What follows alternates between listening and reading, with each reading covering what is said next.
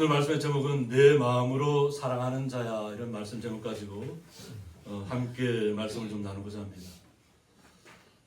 이것은 2주 전에 정성군에서 이렇게 올린 사진입니다. 아마 이렇게 장당 집사님이 제일 가장 잘 알 텐데, 한백상 만왕제에 우리 12월 달에 첫눈이 왔을 때 정성군에서 이렇게 사진을 올렸습니다. 그래서 우리의 마음도 주님 앞에 올려드리는 마음이 되어야 될 줄 믿습니다. 오늘 솔로몬의 아가는 주님을 찬양하는, 오늘 본문은 신부의 모습에서 바라보는 말씀입니다. 아가서는 노래 중에 노래라는 아가서인데, 솔로몬의 아가서를 통해서 우리가 하나님을 향해서 어떠한 마음으로 사랑하고 있는가, 또 예수 그리스도께서는 어떻게 우리를 바라보고 계시는가에 대해서 가장 잘 나타내는 성경이 아가서입니다. 사랑을 표현한다는 것은 쉽지 않습니다. 정말로 우리가 첫사랑을 생각하고 또 이렇게 처음에 부부들이 만날 때 그 기쁨의 어떤 순간들을 생각하시면은 우리의 이 본문을 이해하기는 쉽습니다.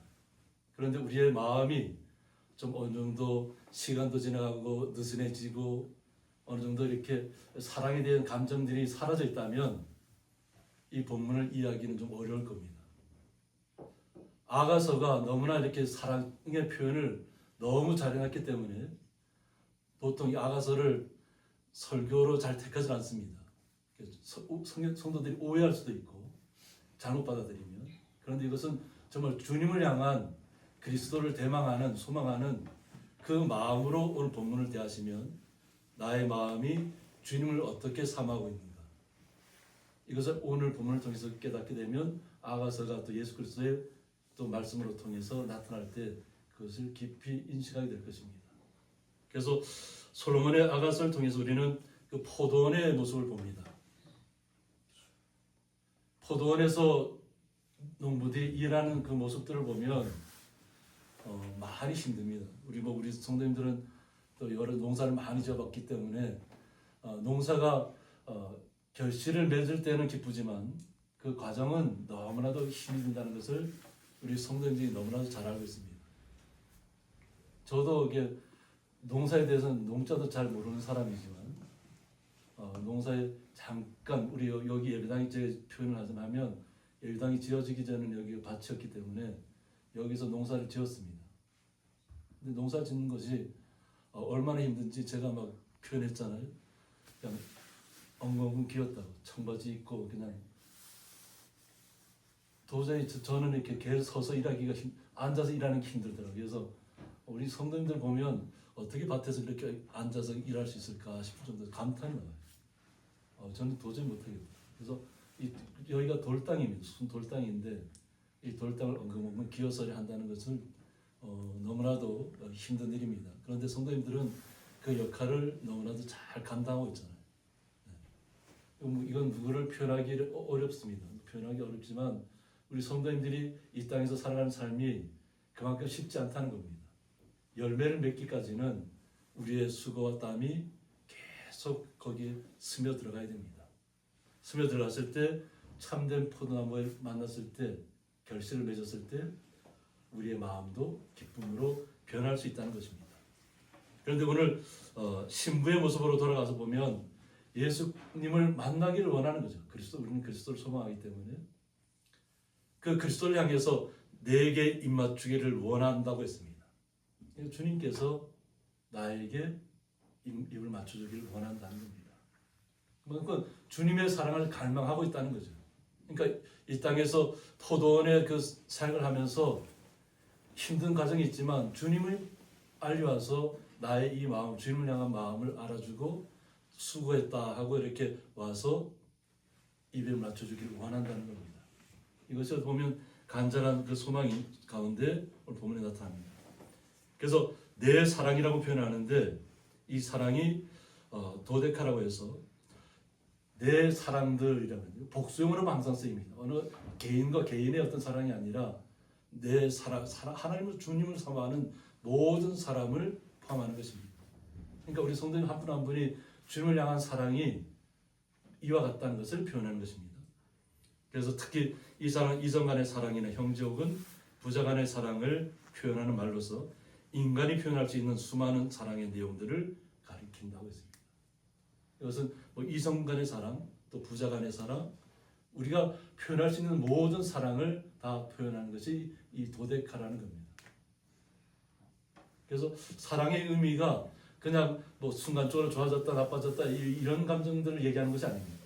오직 주님만을 앙망하면서 소망하면서 내 마음이 내 첫사랑을 만나는 것처럼 서로 간의 감정을 느끼는 것처럼 그보다 더 깊은 사랑으로 주님 앞에 나아간다는 것입니다. 이 사랑을 표현해서 포도주보다 나음이라고 했습니다. 포도주는 마음을 기쁘게 한다는 표현을 많이 씁니다.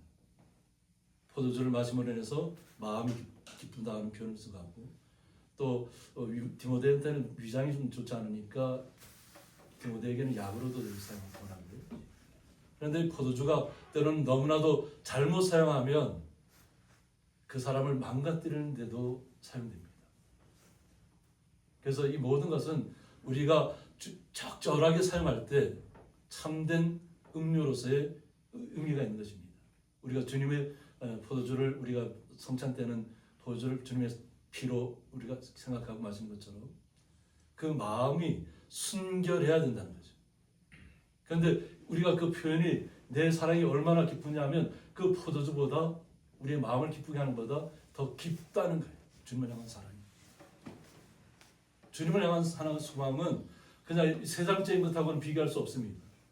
그것을 초월한 사랑으로 나타나는 것이 오늘 본문에서 솔로몬이 노래를 통해, 노래 중에 노래잖아요. 노래 중에 노래를 통해서 주님을 찬양하며 주님을 소망하는 것입니다. 그래서 포도밭에서 일하는 여인의 모습, 신부의 모습은 주님을 찬양하는 모습입니다. 포도밭에서 농사 짓는다는 것이 쉽지 않다고 그랬잖아요. 농사 자체가 쉽지 않고 우리의 삶 자체가 쉽지 않습니다. 그러나 그 어려운 그 포도밭에서도 주님을 찬양한다는 거죠. 주님을 찬양할 때 어떤 신부의 모습은 왕을 소망하는 모습입니다. 그래서 그 신부의 모습에서 항상 주님을 소망하고 그 주님이 나의 신랑이 되어서 나타나기를 소망하는 것입니다. 주님께서, 우리는 솔로몬 왕과 어떤 그 포도밭의 여인의 모습으로 나타나지만 이것은 바로 예수 그리스도를 향한 우리의 마음입니다. 그 마음을 솔로몬이 여인의 자신이 신부라면 이런 모습으로 나가지 않을까 표현하는 것입니다. 그러면서 주님은 어떤 분인가를 죄송합니다. 주님이 어떤 분인가를 표현하는 방법이 뭐냐면 내 기름이 향기로워 아름답다고 했습니다. 주님께서 우리에게 다가온 모습은 너무나도 향기롭고 아름답다는 거예요. 우리의 마음속에서 주님을 소망할 때 주님은 어떤 분인가 하고 소망한다면 우리에게 기쁨을 주시는 분이시기도 하지만 우리에게 그 주님의 기름이 우리에게 흘러 넘친다고 생각하시면 너무나도 놀라운 일입니다. 그래서 보통 왕의 그 임직식 할 때는 가장 아름다운 것을 머리에 기름을 붓습니다. 임직을 할 때, 왕으로 이렇게 임명할 때. 그것처럼 주님의 기름이, 주님께 흘러 넘쳤던 기름이 신부에게로 흘러 넘친다고 생각하면 너무나 그것은 향기롭고 아름다운 것이라는 겁니다. 우리가 마찬가지로 우리가 솔로몬의 이 시를 직접 당사가 되어본다면 주님을 소망할 때는 주님의 그 기름이 우리에게 흘러 넘치기를 원하셔야 될 줄 믿습니다. 그래서 그 얼마나 아름답고 향기로운 것을 우리 스스로가 나타내야 되고, 내 이름이 쏟은 향기름 같음으로 보였습니다. 예수 그리스도의 이름이 쏟은 향기름 같다. 이것은 우리가 예수님에게 자신이 가장 고귀한 것을 깨어서 주님 앞에 드렸던 그 마음하고 똑같은 마음인 줄 믿습니다. 우리의 마음도 그 그 주님의 우리에게 쏟아주신 우리의 아픔들, 연약함들, 이 땅에서 우리가 고통을 받으면서도 주님만을 앙망하며 나가는 그 순간순간들은 바로 주님께서 우리에게 기름 부어주시기 원하는 것이고, 그것이 우리에게 부어졌을 때는 그 주님의 향기가 우리의 모든 삶 속에서 흘러나와야 될 줄 믿습니다. 향기도 그렇게.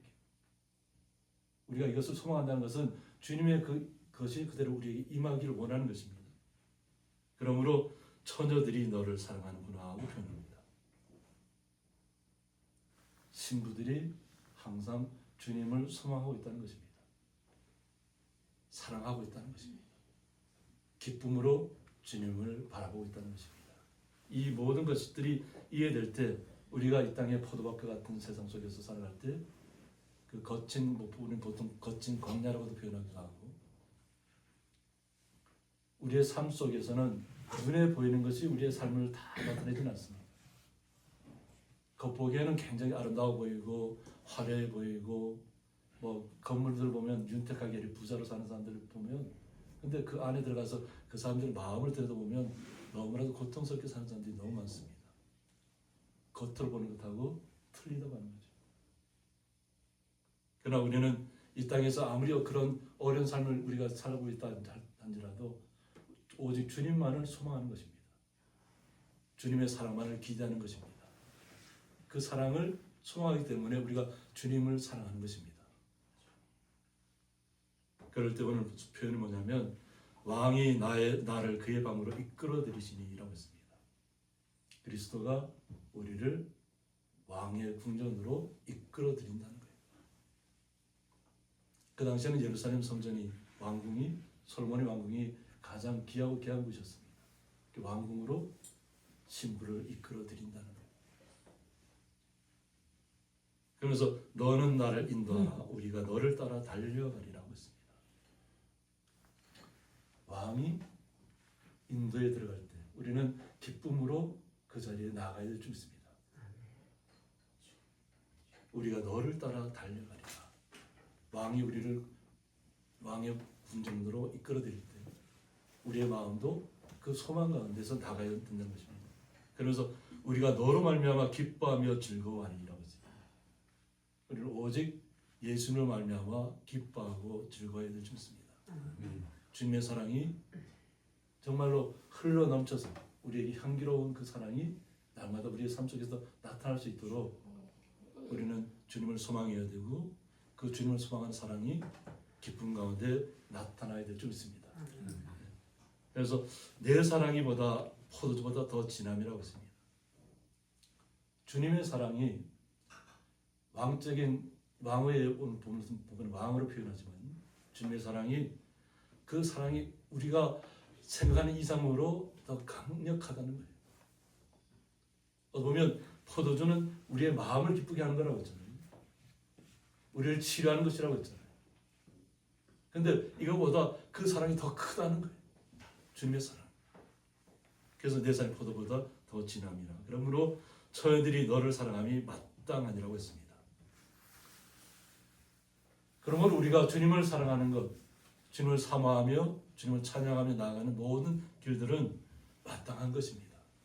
주님의 사랑이 우리보다 너무나도 더 큽니다. 그러나 우리도 주님을 그만큼 주님이 사랑하는 것만큼 우리도 사랑한다고 표현을 해야 된다는 거죠. 우리가 주님의 사랑을 어떻게 다 표현할 수 있겠어요? 주님의 사랑을. 그러나 우리가 할 수 있는 모든 것을 동원해서 그 주님을 사랑한다고 우리가 고백해야 될 줄 믿습니다.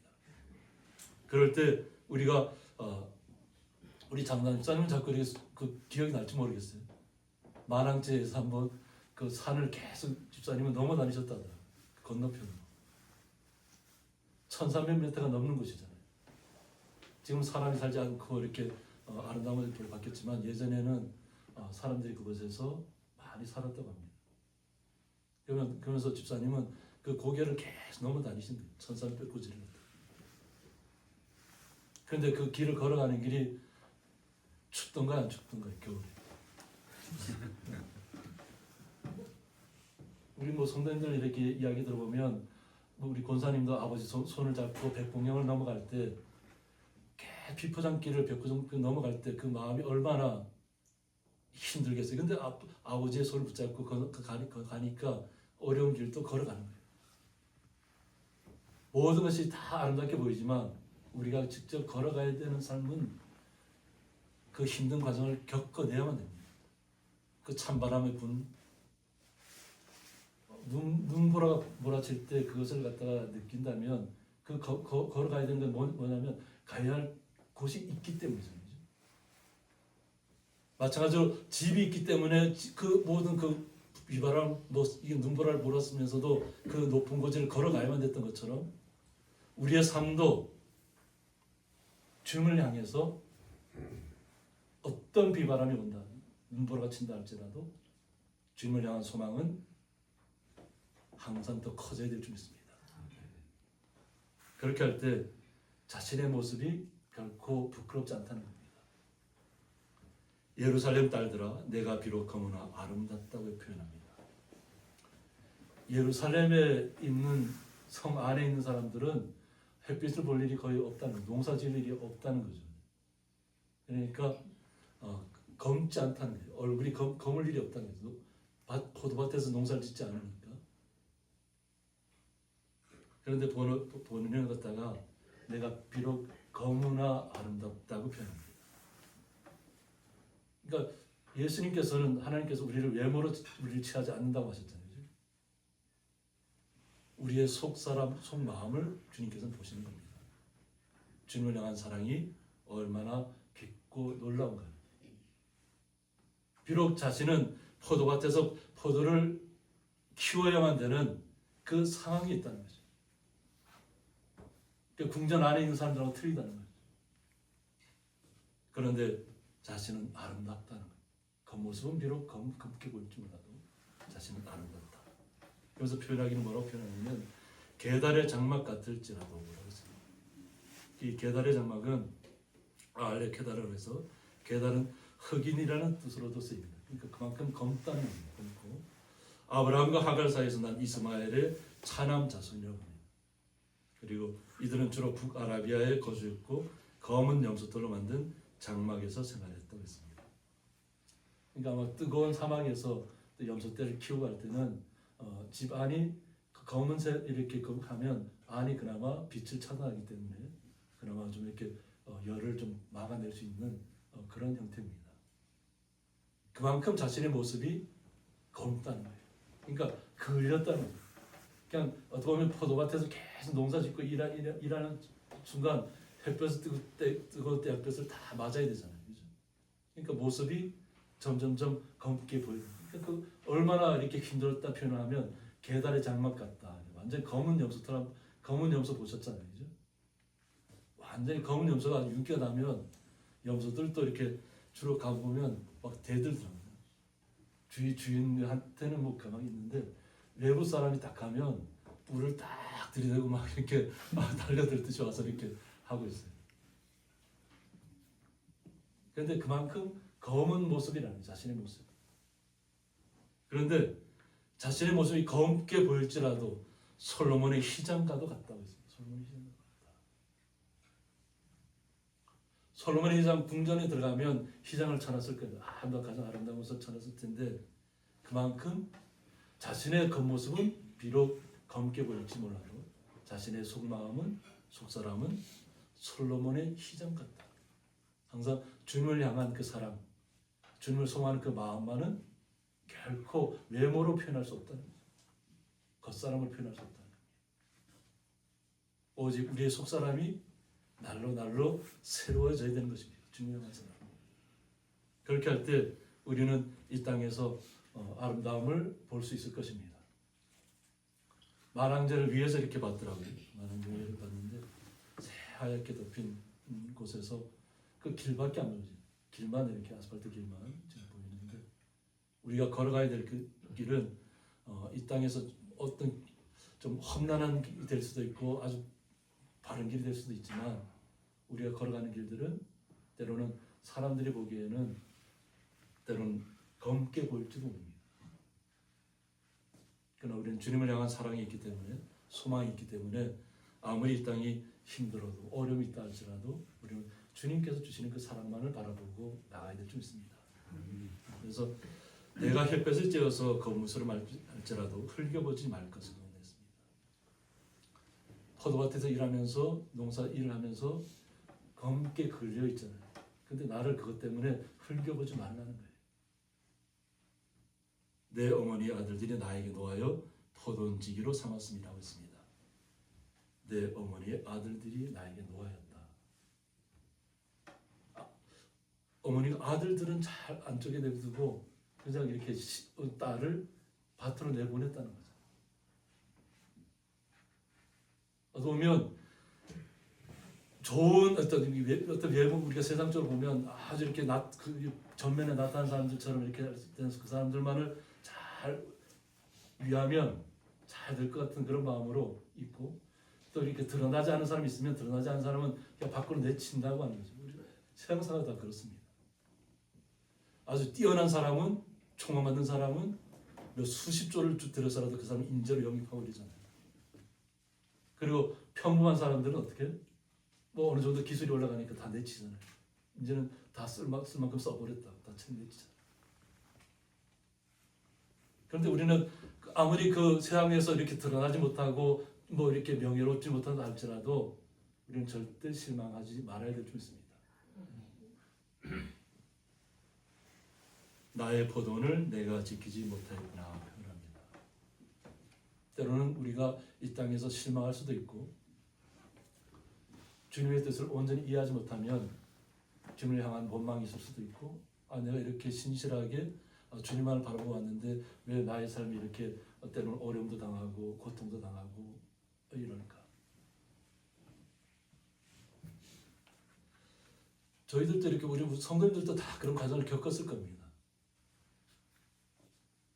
저도 이렇게 고등학교 때 저희 부모님이 이제 방앗간을 운영하셨잖아요. 운영하는데 초기 자금을 너무 이렇게 많이 이렇게 대출 받았고 이렇게 그 당시에는 뭐 이렇게 은행에 대출하는 데도 아니고 사람한테 빌려야 되잖아요. 하다 보는데 근데 이건 뭐 누굴 원망하기 위함이 아닙니다. 그 당시 이 군청에서 뭐라고 했냐면 먼저 설비를 다 갖춰놓고 신청해야지, 설비도 안 갖춰놓고 뭔 신청을 안 하는 거예요. 방앗간을. 그러니까 먼저 설비를 다 해서 설비를 다 갖춰놨어요.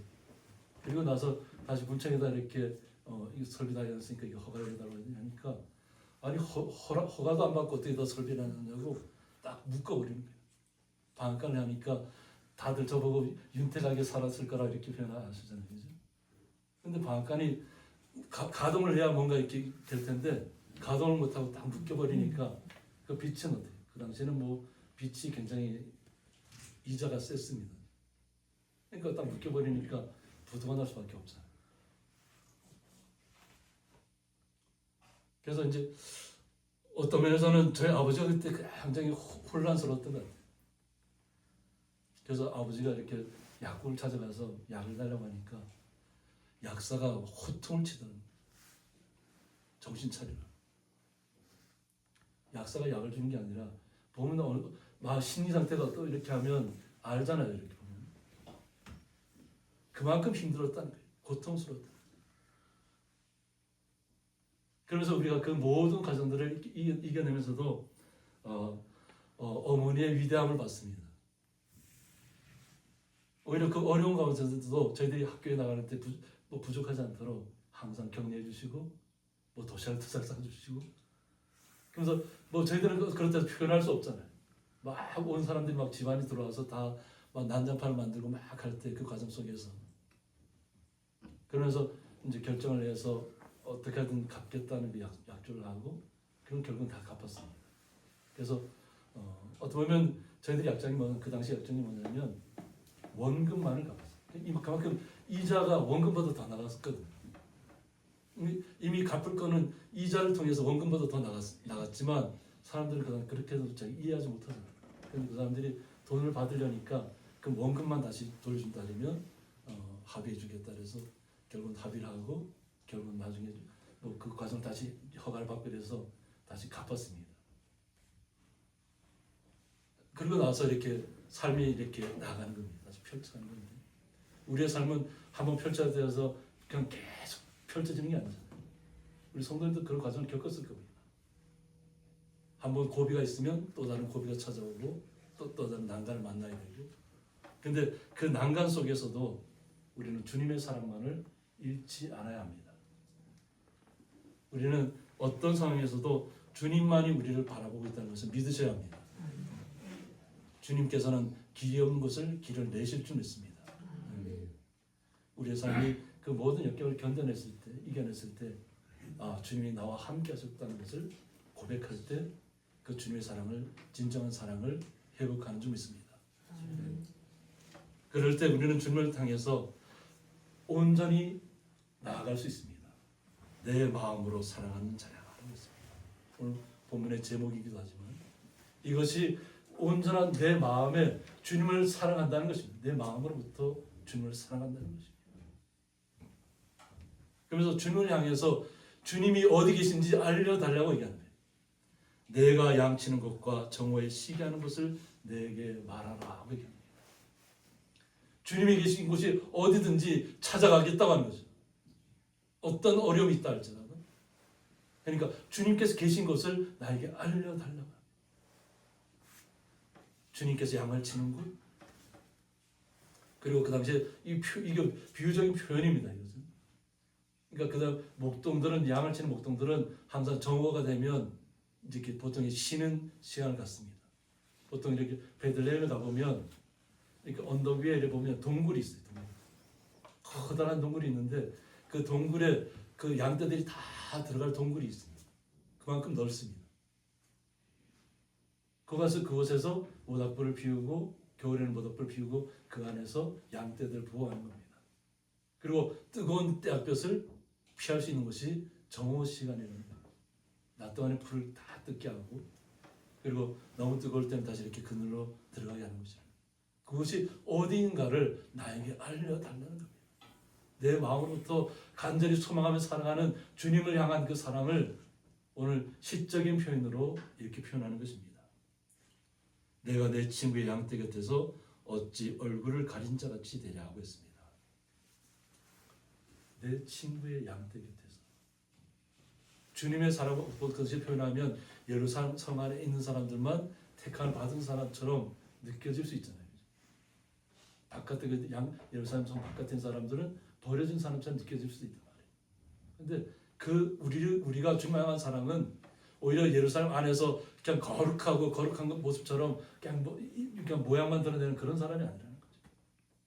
오히려 우리가 성경적으로 보면, 역사적으로 보면 예루살렘 안에 거하던 사람들은 다 주님을 영접하지 못하고 결국은 하나님을 배반하고 하나님을 떠나서 결국은 다 끌려가는 사람 신세로 바뀝니다. 오히려 구루터기 같은 정말로 힘든 과정을 겪어내고 가난한 과정을 겪어내고 했던 그 예루살렘을 성을 떠나지 않았던, 주님께서 남겨놓았던 그 사람들이 다시 회복의 과정에 참여한다는 겁니다. 예루살렘. 자기를 드러냈던 사람들은 다 끌려가고 왔습니다. 주님을 떠났던 사람들. 그러나 주님의 사랑을 기억하고 주님에게 어떤 과정이 오더라도 우리는 주님을 떠날 수 없다는 우리의 사랑 고백이, 주님을 향한 사랑 고백이 오늘 본문의 시편처럼 나타나야 될 줄 믿습니다.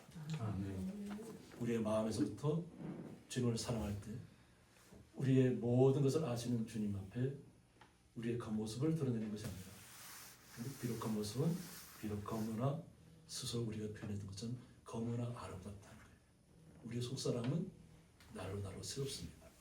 새로운 마음으로, 새 마음으로 주님을 향한 그 뜻을 우리가 나타내야 될 줄 있습니다. 그렇게 할 때 아가서를 읽을 때 이것이 바로 주님을 향한 사랑을 고백하는 사랑의 고백이라는 것을 알게 되십니다. 다음 기도하겠습니다.